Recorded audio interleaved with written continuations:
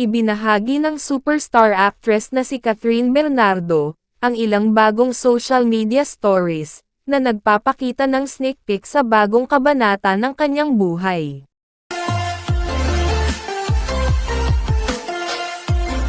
Ang unang kwento ay nagpapakita kay Catherine, na umiinom ng alak kasama ang isang grupo ng mga babae.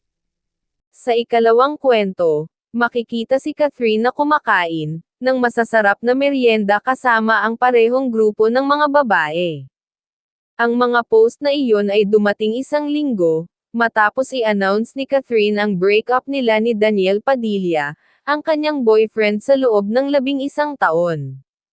May mga tsismis sa online na may relasyon si Daniel sa aktres na si Andrea Brillantes, pero wala pang komento ang magkabilang panig tungkol sa isyu. Ang mga bagong social media stories na ito, ay tila nagpapakita na si Catherine ay masayang naka-move on, mula sa breakup sa pamamagitan ng paggugol ng kalidad ng oras, sa mga espesyal na tao sa kanyang buhay.